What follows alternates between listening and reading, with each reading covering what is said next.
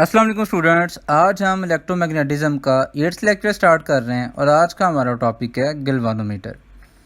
First of all आज के lecture पे एक नज़र कि आज हमने जिन कॉन्सेप्ट्स को कवर करना है, सबसे पहली चीज़ जो हमने देखनी है गैल्वानोमीटर का इंट्रोडक्शन। उसके बाद हमने इसकी वर्किंग प्रिंसिपल को देखना है कि ये किस प्रिंसिपल पे वर्क करता है। उसके बाद इसकी कंस्ट्रक्शन, देन इसकी वर्किंग, फिर करंट सेंसिटिविटी, एक नई टर्म आएगी जो कि किसी भी डिवाइस के लिए डिफ़ाइन की जाती है। उसके बाद टाइप्स ऑफ गैल्वानोमीटर। इंट्रोडक्शन, तो इंट्रोडक्शन इससे प्रीवियस क्लासेस में आप इसको स्टडी भी कर चुके हैं, आप यूज़ भी कर चुके हैं कि ये गैल्वानोमीटर एक ऐसा इंस्ट्रूमेंट है जो किसी भी सर्किट में करंट की प्रेजेंस को डिटेक्ट करने के लिए यूज़ होता है। तो इसको हम डिफ़ाइन कर लें, it is an electromechanical instrument which is use to detect the presence of current in a circuit. अब यहाँ पे एक चीज़ को आपने ज़रा क्लैरिफाई कर लेना है कि करंट को अगर हम मेजर करना चाह रहे हैं तो उसका गैल्वानोमीटर के साथ कोई काम नहीं। ये अलग बात है कि डिफरेंट टेक्निक्स हैं कि गैल्वानोमीटर में कि हम उसके थ्रू डिवीजन्स दे के, उसकी डिफ्लेक्शन दे के कितने डिग्री डिवीजन आ रही है, फिर उसको करंट में कन्वर्ट करके करंट की अप्रॉक्सीमेशन ले सकते हैं। लेकिन एक्चुअल अगर करंट को मेजर करना हो तो गैल्वानोमीटर यूज़ नहीं किया जाता, वहाँ पे एम्पेयर मीटर, जिसको हम एम मीटर बोलते हैं, उसको यूज़ किया जाता है, जिसको हमने आगे स्टडी भी करना है। तो इसका जो नाम है ये कहाँ से आया था, ये इटालियन रिसर्चर ल्यूजी गैल्वानी, उसके नाम पे इसको नाम दिया गया, जिसने ये फिनोमेना डिस्कवर किया था कि डेड फ्रॉग की जो लेग है इसमें जर्क प्रोड्यूस हो जाता है कि जब कोई पोटेंशियल इसमें अप्लाई किया जाए, इसकी बेस पे फ्रॉग गैल्वानोस्कोप भी पास्ट में यूज़ होते रहे। तो ये डायग्राम में हमें एक गैल्वानोमीटर टिपिकल नज़र आ रहा है जो कि लेबॉर्ट्रीज़ में यूज़ किया जाता है। तो इसमें हमें 3 टर्मिनल नज़र आ रहे हैं, एक ब्लैक 2 रेड हैं, तो इसमें से कोई भी एक रेड और एक ब्लैक को यूज़ कर लिया जाएगा। तो ये गैल्वानोमीटर किस ऑब्जर्वेशन पे बनाया गया था, ये इस ऑब्जर्वेशन पे था कि कंपास नीडल जब किसी करंट कैरिंग वायर के करीब प्लेस की जाती है तो ये डिफ्लेक्ट हो जाती है, क्योंकि कंपास नीडल उसकी मैग्नेटिक फील्ड के इंटरेक्शन की वजह से अपनी प्लेस से डिफ्लेक्ट होती है। अब वर्किंग प्रिंसिपल इसका क्या है, तो इससे प्रीवियस जो हमारा टॉपिक था torque on a current carrying coil, तो उसमें हम इस चीज़ की एप्लीकेशन में देख चुके थे। तो गैल्वानोमीटर उसी पे बेस करता है कि जब कोई भी करंट कैरिंग कॉइल किसी एक्सटर्नल मैग्नेटिक फील्ड में प्लेस की जाएगी तो उसके ऊपर एक टॉर्क एक्ट करेगा, जिसकी वजह से ये रोटेट करती है। अब इसका फार्मूला भी हमारे पास tau equals to NIAB cos theta, और यह डायग्राम में भी हम क्लियरली देख सकते हैं। अब यहाँ पे एक चीज़ को सिर्फ आपने अंडरस्टैंड करना है, अब गैल्वानोमीटर में क्या चीज़ नहीं होगी वही सारा हमारे पास ऑपरेटर्स रिपीट होगा। अब हमने करना क्या है इस चीज़ में, गैल्वानोमीटर में एडिशनल चीज़ सिर्फ ये होगी कि अगर उस कॉइल के ऊपर एक नीडल या कोई पॉइंटर अटैच कर दिया जाए तो जैसे करंट पास करेगा ये कॉइल टर्न होगी, जब कॉइल टर्न होगी तो वो नीडल या पॉइंटर डिफ्लेक्ट होगा। उसके डिफ्लेक्ट होने से हमें इस चीज़ का अंदाज़ा हो जाएगा कि फ़लाँ सर्किट में करंट पास कर रहा है या नहीं कर रहा है। तो इसकी कंस्ट्रक्शन पे हम आ रहे हैं, तो ये किन चीज़ों से मिलके बना, तो जो चीज़ें हमें चाहिए अगर गैल्वानोमीटर हमने बनाना हो तो हमें एक मूविंग कॉइल चाहिए, क्योंकि हम यहाँ पे एनालॉग गैल्वानोमीटर उसी को देखना चाह रहे हैं। तो मूविंग कॉइल हमें यहाँ पे चाहिए, परमानेंट मैग्नेट हमें यहाँ पे चाहिए होगा, उसके बाद सस्पेंशन का एक सिस्टम हमें चाहिए होगा, और फिर मिरर या पॉइंटर हमें चाहिए जो कि हमने कॉइल के एक एंड पे अटैच करना है। वर्किंग इससे प्रीवियस जो आर्टिकल था बिल्कुल सेम वही चलेगा कि अब होगा क्या, एक रेक्टेंगुलर कॉइल होगी जिसको हम concave shaped poles of magnet इसमें सस्पेंड कर देंगे। अब कनकेव शेप क्यों यूज़ की, क्योंकि कॉइल को हमने वाउंड करना है एक लेमिनेटेड आयरन सिलेंडर के ऊपर। 2 वर्ड यहाँ पे मैंने बोले, एक तो आयरन सिलेंडर वर्ड बोला और दूसरा लेमिनेटेड। लेमिनेशन इसलिए क्योंकि आयरन भी कंडक्टर है, कॉइल भी कॉपर की बनी होगी, वो भी कंडक्टर है, तो आपस में कनेक्शन नहीं होना चाहिए। फिर आयरन क्यों यूज़ करना है, आयरन इसलिए यूज़ करना है कि ये मैग्नेटिक फील्ड को स्ट्रॉन्गर बनाएगा। और ये क्यों स्ट्रॉन्गर बनाएगा, ये खैर फिज़िक्स की एक नई ब्रांच आएगी हमारे पास, फिज़िक्स ऑफ सॉलिड्स, उसमें मैग्नेटिक प्रॉपर्टीज़ जब हम स्टडी करते हैं तो इसमें इस चीज़ का हमें आइडिया हो जाता है। तो खैर यहाँ पे अभी सिर्फ इस कॉन्सेप्ट को हमने याद कर लेना है कि आयरन इसलिए यूज़ किया जाएगा क्योंकि ये मैग्नेटिक फील्ड को स्ट्रॉन्ग करेगा। और फिर आयरन सिलेंड्रिकल शेप में क्यों यूज़ किया जाएगा, इसलिए यूज़ किया जाएगा क्योंकि हमने मैग्नेट को भी कनकेव शेप में यूज़ किया है, और उसके बाद जो आयरन सिलेंडर है ये जब होगा ये भी राउंड शेप में होगा, तो इसकी वजह से मैग्नेटिक फील्ड रेडियल रहेगी। रेडियल रहने की वजह से हर वक्त मैग्नेटिक फील्ड कॉइल के पैरेलल आ रही होगी, इसकी वजह से एंगल हमेशा ज़ीरो रहेगा और टॉर्क मैक्सिमम आएगा। अब कॉइल के दो एंड्स होंगे, एक एंड को हम स्पाइरल स्प्रिंग के साथ अटैच कर देंगे जो कि रिस्टोरिंग फोर्स या पोटेंशियल एनर्जी की फॉर्म में एनर्जी स्टोर कर लेगा, और दूसरा एंड पॉइंटर या नीडल या मिरर के साथ अटैच कर दिया जाएगा, जिसकी डिफ्लेक्शन हमें टॉर्क की प्रेजेंस को, जो कि करंट की प्रेजेंस को बताएगी। ये दो डायग्राम्स हमें आ रही हैं नज़र, दोनों डायग्राम्स में सेम ऑपरेटर से यूज़ किया गया है। सिर्फ एक चीज़ का फ़र्क है, वो इस चीज़ का फ़र्क है कि एक में हमने मिरर को यूज़ कर लिया और दूसरे में हमने पॉइंटर को यूज़ कर लिया। ये सिलेंड्रिकल शेप में हमें वो जो है वो आयरन का सिलेंडर भी नज़र आ रहा है, इसके ऊपर हमने कॉइल वाउंड कर दी है, और दूसरी वाली डायग्राम में लोअर एंड पे हमें स्प्रिंग आ रहा है नज़र, जो कि रिस्टोरिंग टॉर्क लेके आएगा। ये रिस्टोरिंग टॉर्क है और आगे कॉन्सेप्ट आएगा। अभी तक के लिए सिर्फ इस चीज़ को अंडरस्टैंड कर लें कि ये पोटेंशियल एनर्जी स्टोर कर लेगा, जो कि इनर्शिया का काम देगी और कॉइल को इसकी इनिशियल पोजीशन पे लेके आने की कोशिश करेगी। अब होना क्या है जी, जब करंट पास करेगा, अब ये करंट कहाँ से आएगा, इसे प्रीवियस आर्टिकल में तो करंट हमने अप्लाई किया था। अब यहाँ पे अब होगा क्या कि हमने जिस सर्किट का भी करंट की प्रेजेंस फाइंड करना चाह रहे हैं, हम इस गैल्वानोमीटर के वो जो कॉइल है उसके दोनों एंड्स उस सर्किट में कनेक्ट कर देंगे। वही करंट जब इस कॉइल में से भी पास करेगा, तो इस कॉइल में जब करंट पास करेगा तो टॉर्क प्रोड्यूस होगा, जिसकी वजह से ये कॉइल टर्न करेगी। अब इस टॉर्क को हम बोलते हैं डिफ्लेक्टिंग कपल या डिफ्लेक्टिंग टॉर्क भी बोलते हैं, जो कि कॉइल को डिफ्लेक्ट करता है। और इसका फार्मूला एज यूजुअल वही आएगा, tau equals to NIAB। Cos theta नहीं लिख रहे क्योंकि हमने आयरन सिलेंडर यूज़ किया है जो कि रेडियल मैग्नेटिक फील्ड लेके आ रहा है, जो कि always parallel to the coil है। कॉस 0 1 है जिसको हम इग्नोर कर रहे हैं, टॉर्क हमेशा मैक्सिमम रहेगा।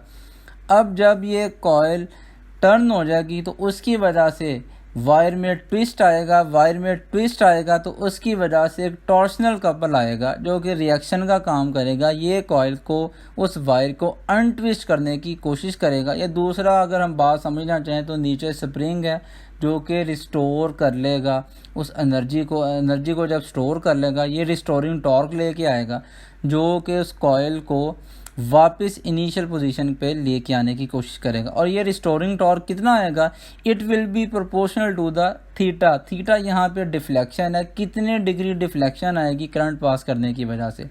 जितनी ज़्यादा डिफ्लेक्शन आएगी रिस्टोरिंग टॉर्क भी उतना ही ज़्यादा आएगा। और इक्वेशन हमारे पास बनेगी restoring torque equals to C theta. C यहाँ पे प्रोपोर्शनलिटी कांस्टेंट है जिसको हम कपल पर यूनिट ट्विस्ट बोलते हैं, और थीटा एंगल ऑफ डिफ्लेक्शन है। C equals to restoring torque divide by theta, newton metre divide by theta. ये हमें बताएगा कि एक जो है वो ट्विस्ट के लिए या 1 डिग्री रोटेशन के लिए कितना टॉर्क चाहिए होगा। तो ये किसी भी गैल्वानोमीटर के लिए कांस्टेंट होगा, और ये वायर पे डिपेंड करेगा कि हमने कौन सी वायर यूज़ की है। वायर की थिकनेस इस चीज़ को स्पेसिफाई करेगी। अब देखें इक्विलिब्रियम कब मेंटेन होगा, कि जब दोनों टॉर्क्स इक्वल आएंगे।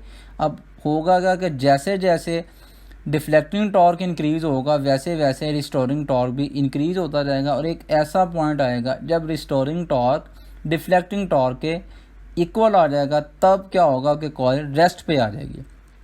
अब ये इक्वेशन हमारे पास बनेगी deflecting torque equals to restoring torque, जिसको हम राइट करेंगे NIAB equals to C theta. अब यहाँ पे हम राइट कर सकते हैं I equals to C/BAN into theta. किसी भी गैल्वानोमीटर के लिए कोई स्पेसिफिक गैल्वानोमीटर जब बन चुका है तो उसके लिए C couple for unit twist ये कांस्टेंट है जो कि वायर की थिकनेस हमें बताएगी। B strength of magnetic field ये भी कांस्टेंट है, एरिया ऑफ मैग्नेटिक फील्ड भी कांस्टेंट है, और नंबर ऑफ टर्न्स भी कांस्टेंट है। तो जब ये सारी टर्म्स कांस्टेंट है तब हम ये लिख सकते हैं कि I is directly proportional to the theta, कि जितना ज़्यादा करंट पास करेगा डिफ्लेक्शन भी उतनी ही ज़्यादा आएगी। अब इस अबव इक्वेशन को रीअरेंज करते हैं और इसको हम लिख सकते हैं theta over I equals to BAN/C। ये इक्वेशन को इस तरह क्यों लिख रहे हैं, ये असल में वो टर्म आ गई जिसकी हमने बात की थी, करंट सेंसिटिविटी। अब ये थीटा ओवर आई, इसको हम करंट सेंसिटिविटी भी बोलते हैं, जो कि असल में क्या चीज़ है, डिफ्लेक्शन पर यूनिट करंट।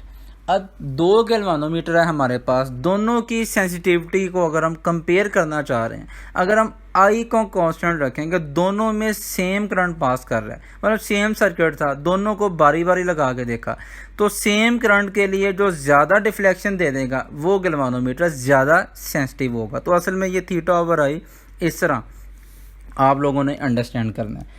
अब करंट सेंसिटिविटी को हम क्या लिखेंगे, BAN/C।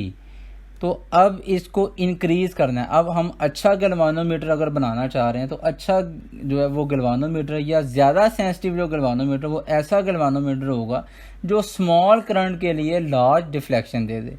अब ज़्यादा सेंसिटिविटी के लिए ये इक्वेशन हमें बता रही है कि हम न्यूमरेटर को इंक्रीज़ कर दें और डिनोमिनेटर को डिक्रीज़ कर दें। और ये किस तरह किया जा सकता है कि हम मैग्नेटिक फील्ड को स्ट्रॉन्ग कर दें। अब ये उस वक्त हैं, ये डिज़ाइन पैरामीटर्स हैं, जब हम गैल्वानोमीटर को बना रहे हैं उस वक्त पैरामीटर्स हमारे कंट्रोल में हैं। क्या अगर हम करंट सेंसिटिविटी इंक्रीज़ करना चाह रहे हैं तो मैग्नेटिक फील्ड को स्ट्रॉन्गर कर दें, उसके बाद एरिया ऑफ द कॉइल को इंक्रीज़ कर दें। अब एरिया हम ज़्यादा इंक्रीज़ नहीं कर सकते क्योंकि हमने साइज़ को भी तो देखना है, वो गैल्वानोमीटर भी बहुत बड़ा बन जाएगा, तो इसकी एक लिमिट है कि हम एरिया कितना इंक्रीज़ कर सकते हैं। दूसरा जी, नंबर ऑफ़ टर्न्स को इंक्रीज़ कर दिया जाए। और नंबर ऑफ़ टर्न्स अगर इंक्रीज़ होंगी तो इसमें क्या होगा जी, ज़्यादा टर्न्स जब आ जाएंगी तो कॉइल हैवी हो जाएगी, उसको सस्पेंड करना ज़रा टफ हो जाएगा। ये भी एक लिमिट है कि ज़्यादा नंबर ऑफ़ टर्न्स भी नहीं कर सकते। फिर दूसरा जी, कपल पर यूनिट ट्विस्ट, इसको डिक्रीज़ कर दिया जाए। अब इससे क्या होगा जी, वायर बारीक होगी तो ये वायर जब ज़्यादा बारीक होगी तो फिर उसके टूटने का हमें यहाँ पे अंदेशा होगा। तो फिर इफ़ेक्टिव मेथड हमारे पास क्या है, इफेक्टिव मेथड ये है जी, मैग्नेटिक फील्ड को स्ट्रॉन्गर कर दिया जाए। तो ये एक आपने बात यहाँ पे कंसेप्ट को अंडरस्टैंड करना है कि गैल्वानोमीटर की अगर करंट सेंसिटिविटी हम इंक्रीज़ करना चाह रहे हैं तो इसका इफेक्टिव वे हमारे पास ये होगा कि हम उसकी मैग्नेटिक फील्ड को स्ट्रॉन्गर बना दें। गैल्वानोमीटर की टाइप्स, वैसे तो कई टाइप्स हैं और एनालॉग और डिजिटल, मूविंग कॉइल, लेकिन हम यहाँ पे सिर्फ दो टाइप्स अंडरस्टैंड करने लगे हैं जी। एक लैंप एंड स्केल अरेंजमेंट है और दूसरा हमारे पास आएगा जी pivoted type galvanometer. Lamp and scale arrangement में जिस तरह कि हमने इससे पहले बात की थी कि क्या होगा हमारे पास कि हमने एक एंड पे मिरर अटैच कर देना है और उसके बाद मिरर अटैच करने के बाद हमारे पास एक लाइट सोर्स होगा जो कि लाइट उस मिरर के ऊपर आके फॉल करेगी और उसके बाद उसे रिफ्लेक्ट होने के बाद उसके सामने, मिरर के सामने एक हमारे पास स्केल पड़ा होगा, उसके ऊपर आके लाइट फॉल करेगी। अब ये डायग्राम में भी हम इस चीज़ को क्लियरली देख सकते हैं। अब होगा क्या, जब करंट पास करेगा कॉइल में से, तो कॉइल में जब करंट पास करेगा तो टॉर्क प्रोड्यूस होगा।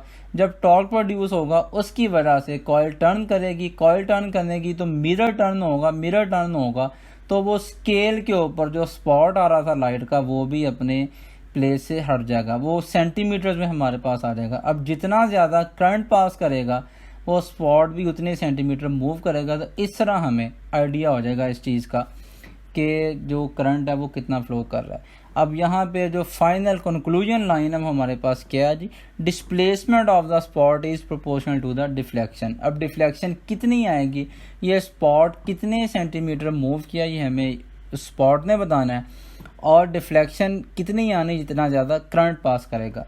अब देखें, हम मेजर ना भी कर सकें एग्जैक्ट, लेकिन हमें इतना आइडिया हो जाएगा कि करंट ज़्यादा पास कर रहा है या कम पास कर रहा है, क्योंकि जितने ज़्यादा सेंटीमीटर स्पॉट मूव करेगा स्केल के ऊपर उतना ही ज़्यादा स्ट्रॉन्गर करंट फ्लो कर रहा होगा। अब दूसरी जो हमारे पास टाइप है, this is pivoted type galvanometer. अब इसमें लैंप स्केल नहीं होगा। अब इसमें ये मोस्टली गैल्वानोमीटर जो स्कूल्स और लेबॉरेटरीज में यूज़ किए जाते हैं वो पिवटेड टाइप गैल्वानोमीटर्स हैं।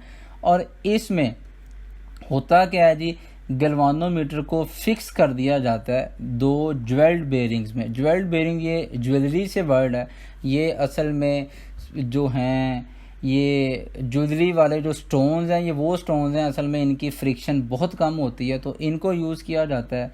जिस तरह बाल बेरिंग्स होते हैं इसी तरह ये ज्वेल्ड बेरिंग्स हैं, ये रोटेशन पर्पसेस में बेरिंग्स यूज़ किए जाते हैं। ये ज्वेल्ड जो जेम्स हैं इनसे बने हुए हैं जिसकी जो फ्रिक्शन है वो बहुत कम है, क्योंकि हम सेंसिटिविटी को जब देखना है तो हमें वो मटेरियल यहाँ पे चाहिए जिसकी फ्रिक्शन कम हो। यही ना हो कि वो करंट की वजह से जब टॉर्क प्रोड्यूस होना चाहे तो वो बेरिंग्स में ही जो हमारे पास है वो एनर्जी वेस्ट हो जाए।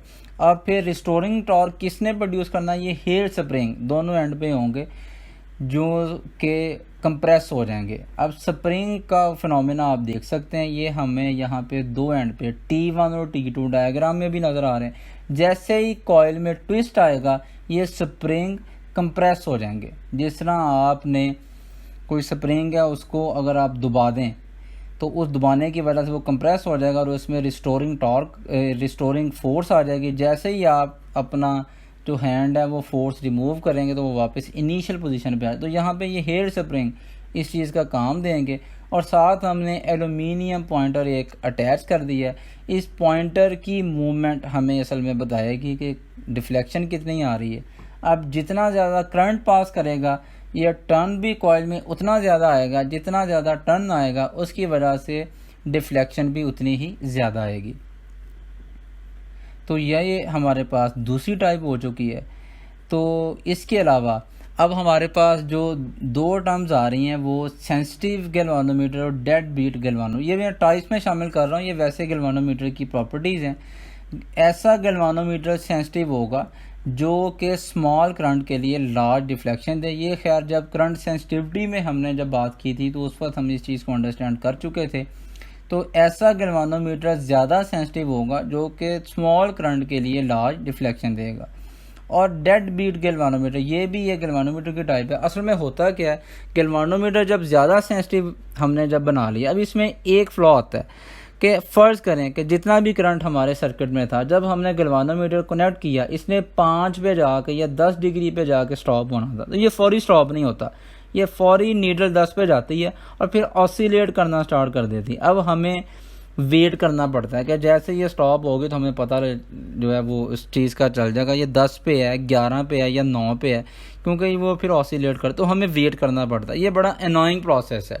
तो इस चीज़ को हमने ओवरकम करना है। और इसी तरह जब जैसे ही हम इसको सर्किट से डिस्कनेक्ट करते हैं, अब इससे 0 पे आके स्टॉप हो जाना चाहिए, लेकिन ये स्टॉप नहीं होता, वहाँ पे भी आके ऑसिलेशन स्टार्ट कर देती है। तो इस चीज़ को ओवरकम करने के लिए जो गैल्वानोमीटर यूज़ किया जाता है वो डेड बीट गैल्वानोमीटर है। अब इसकी प्रॉपर्टी क्या है, पहले हम इसकी एक जो वो डेफिनेशन है उसको देख लें, उसके बाद क्या फिनोमेना है उसको भी मैं आपको बताता हूँ।